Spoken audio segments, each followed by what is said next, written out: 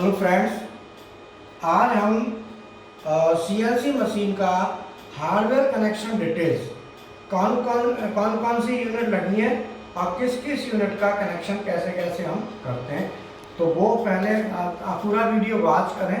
पहले हम थ्योरी बताऊंगा थोड़ा, उसके बाद प्रैक्टिकली उन चीज़ों को दिखाएं, ठीक है। तो सबसे पहले आप बोर्ड पर देख लो,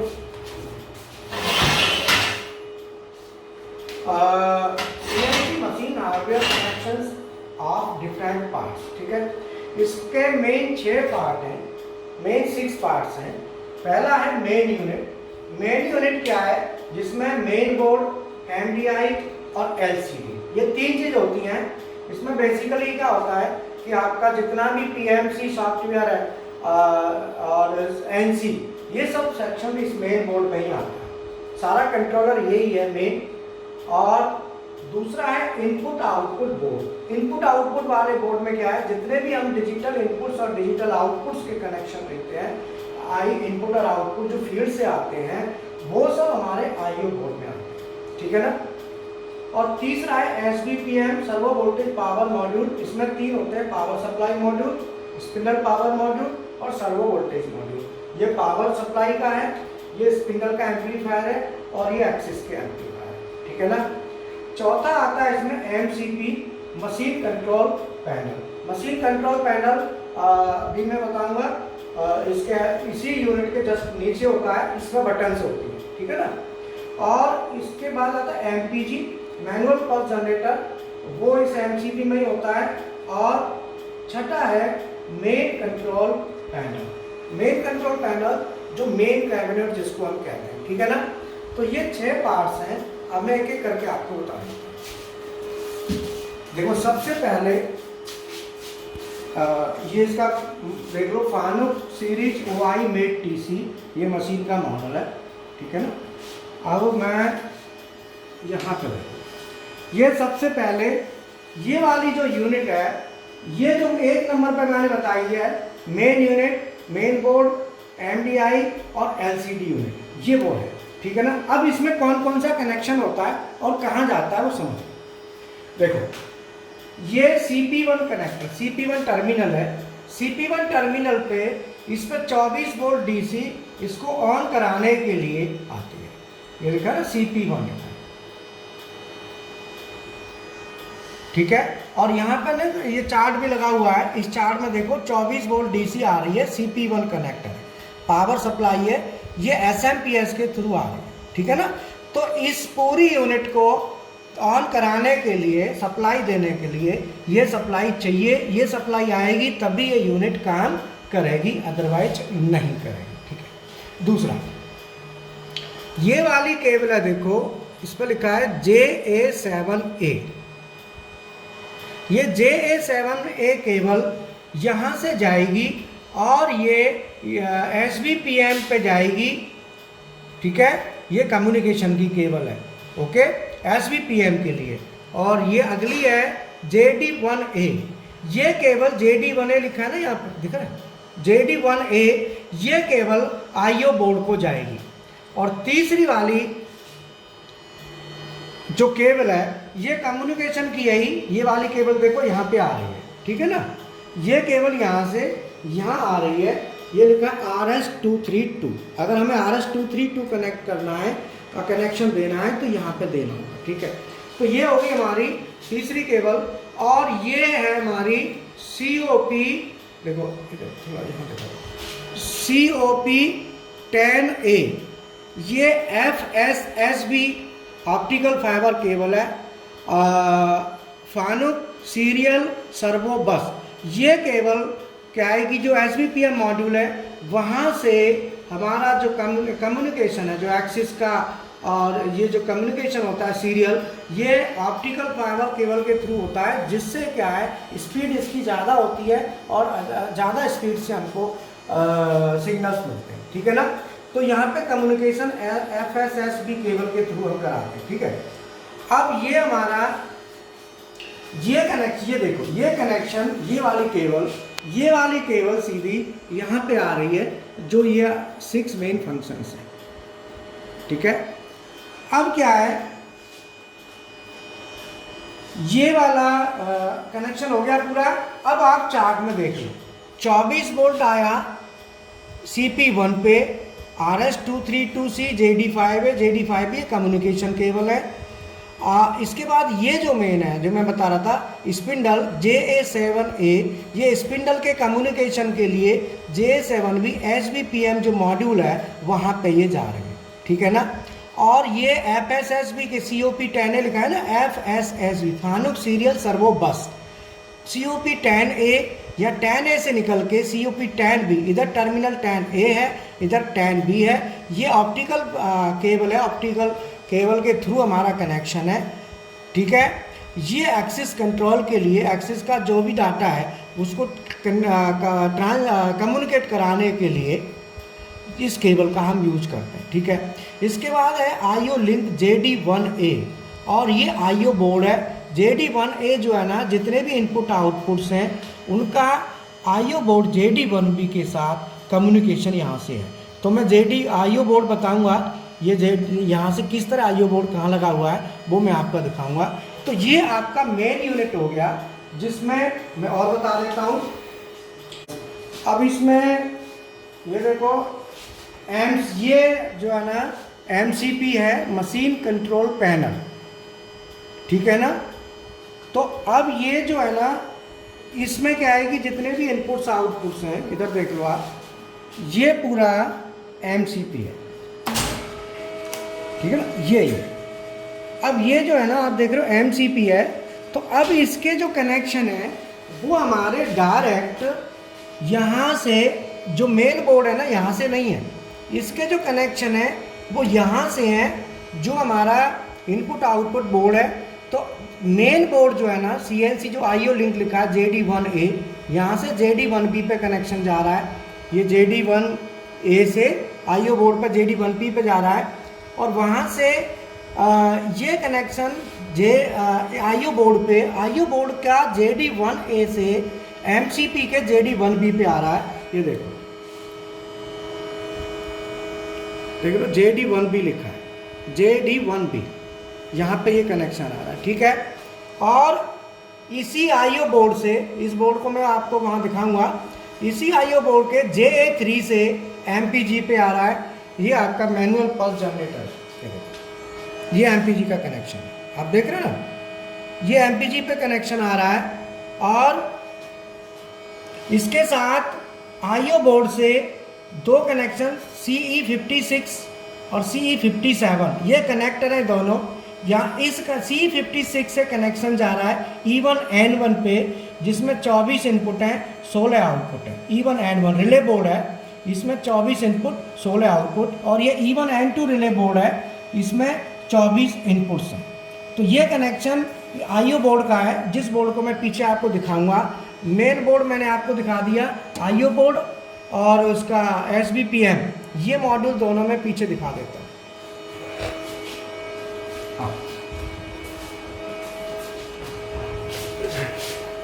ये देखो, हाँ, ये हमारा मेन IO बोर्ड है। इस IO बोर्ड में जो कनेक्शन हमारे आ रहे हैं वो, ये कनेक्शन 3 केबल आ रही हैं। 3 केबल में से एक केबल MPG के लिए है, एक केबल MCP के लिए जा रही है, और इसमें एक केबल जो आ रही है वो हमारी आ रही है उससे मेन बोर्ड से, ठीक है ना। ये कम्युनिकेशन की केबल है। ये हमारा CE56 और CE57 जो मैंने बताया था, ये CE56, ये CE57, ये दोनों केबल हमारी यहाँ पे आ रही हैं। एक इधर आ रही है, E1N2 लिखा है ना, देखो E1N2, और एक केबल यहाँ आ रही है E1N1, ये देखो सामने लिखा है E1N1, ये E1N1 है। ये रिले बोर्ड है, इसमें 24 इनपुट और 16 आउटपुट, ये सब आउटपुट है और ये सब इनपुट है। तो 24 इनपुट है और 16 आउटपुट है टोटल, ठीक है ना। और जिसमें केवल इनपुट्स हैं, आउटपुट नहीं है, ठीक है ना। E1N2 में ओनली इनपुट्स हैं, और E1N1 में 24 इनपुट और 16 आउटपुट, ठीक है ना। तो ये रिले जो मेन IO बोर्ड जो मैंने बताया था।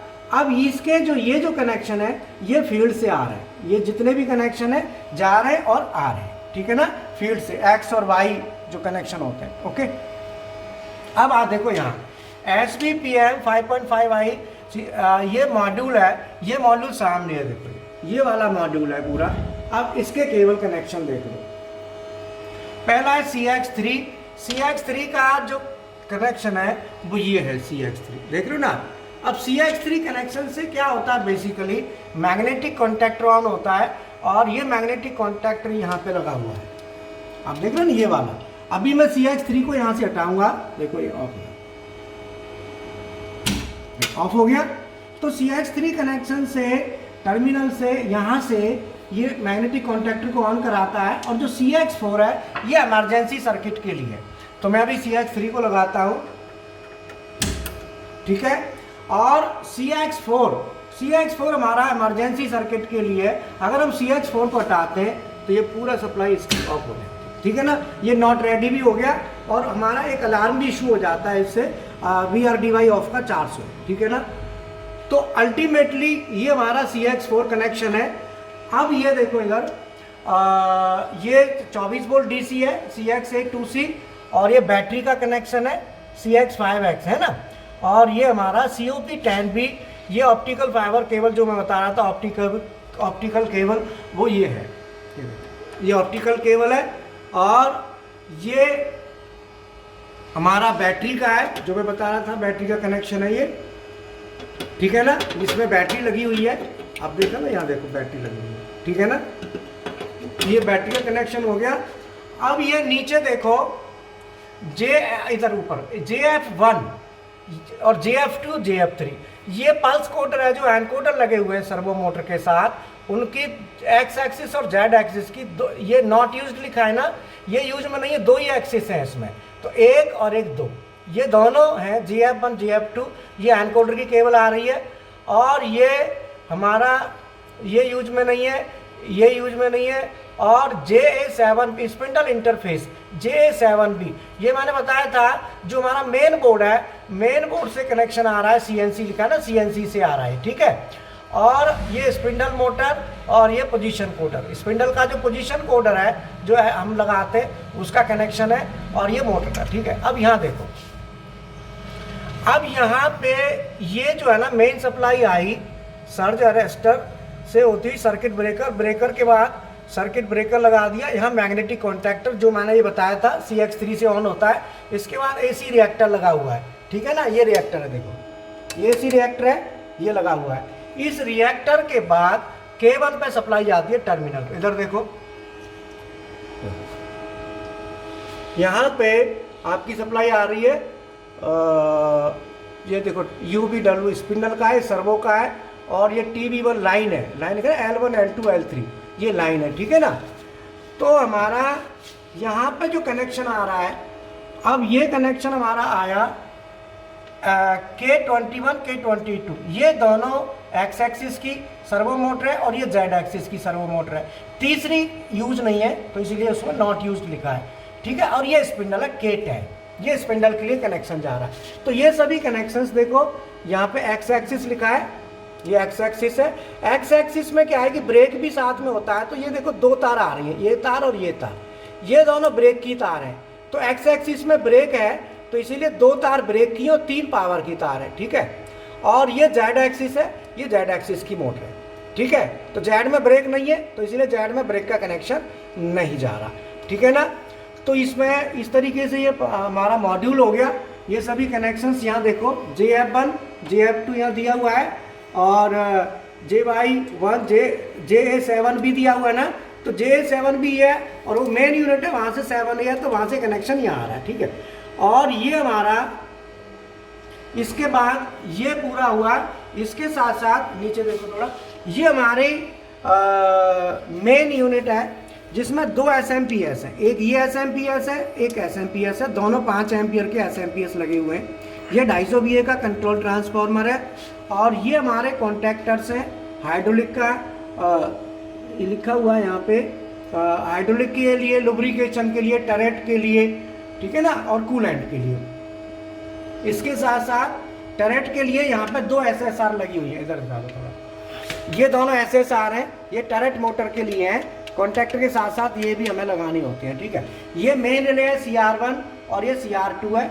CR1 का काम है जो मेन सर्किट हमारा ऑन होता है, जब हम ऑन करते हैं CX4 से, जब CX3 से फिर हमारा कनेक्शन यहाँ पे आता है। ओके, चलो अब ये हमारे इनपुट आउटपुट की लिस्टिंग पूरी ये डिटेल है, इधर दिखा देते हैं।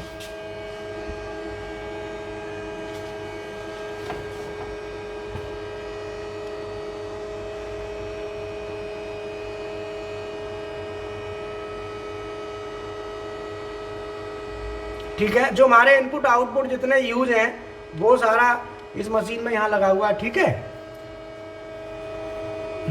चलो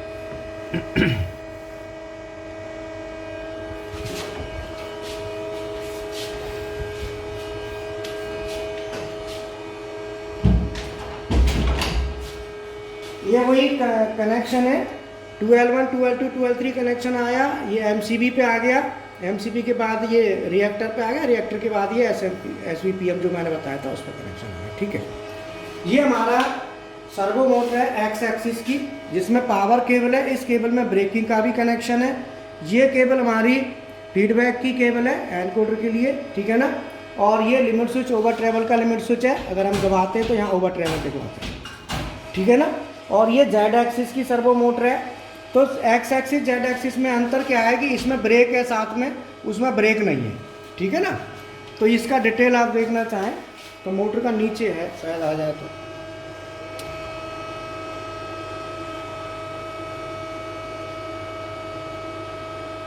ठीक है। तो इसमें ब्रेक लगा हुआ है। तो इस तरीके से ये हमारा हार्डवेयर कनेक्शन है जो मैंने आपको बताया था, कैसे हमारा एक दूसरे से लिंक होता है। तो फ्रेंड्स एक्चुअल क्या है कि हमारा अभी CNC मेंटेनेंस के इसके हमने काफ़ी वीडियो डाले भी हैं। अभी हम लोग क्या है कि पहले तो इंस्टीट्यूशन पे क्लासें चलती थी, लेकिन अभी लॉकडाउन की वजह से क्या है कि क्लासें ऑनलाइन चल रही हैं। तो ऑनलाइन बच्चे अगर कोई जुड़ना चाहें तो एडमिशन ले सकते हैं, आप जुड़ सकते हैं। और जिसमें आपको सारी चीज़ें एकदम डीपली, मतलब जीरो से लेके ऊपर पूरा कंप्लीटली उसमें बताया जाएगा कैसे क्या है, कौन सी चीज़ कैसे होती है, जिसमें PLC, SCADA, HMI ड्राइव्स ये सब आ जाती है। CNC मेंटेनेंस, हाइड्रोलिक का पूरा डिटेल आएगा। हाइड्रोलिक का एक वीडियो भी मैं डालूंगा अभी, CNC मशीन का हाइड्रोलिक सिस्टम का। और इसके साथ साथ CNC programming, BNC programming, CAD ये कोर्सेस भी है, तो ये भी आप ले सकते हैं। आता हाइड्रोलिक भी एक बार देख लें। ये हाइड्रोलिक का पूरा पावर पैक है। दो इसमें प्रेशर स्विच है, एक ये लगा हुआ है, एक ये प्रेशर स्विच लगा हुआ है। दो सोलेनॉइड वाल्व है, एक हमारा टेलीस्टॉक के लिए और एक चक क्लैंप डी क्लैंप के लिए, ठीक है। ये सर्वो मोटर है जो स्पिंडल की है, और ये सेपरेट एनकोडर लगा हुआ है, ये वाला जो हमारा सेपरेट लगता है। और ये बेल्ट है, मान लो ये उसके लिए होता है, अगर बेल्ट टूट जाए तो वो फीडबैक नहीं दे पाएगा तो अलार्म आ जाएगा हमारा, ठीक है ना। और ये हमारी स्पिंडल की असेंबली है। तो ये हाइड्रोलिक का भी मैं एक वीडियो डालूंगा अभी सर्किट का, कि कैसे CNC मशीन का क्या क्या सर्किट है। तो ये अच्छा, मैं आपसे एक रिक्वेस्ट करूँगा कि चैनल को सब्सक्राइब करें प्लीज़, जिससे क्या है कि आपको लेटेस्ट अपडेट मिले। क्योंकि मेरा करीब 29 ईयर एक्सपीरियंस है, तो मैं चाहता हूँ अपना एक्सपीरियंस आप लोगों के साथ शेयर करूँ। Okay, thank you.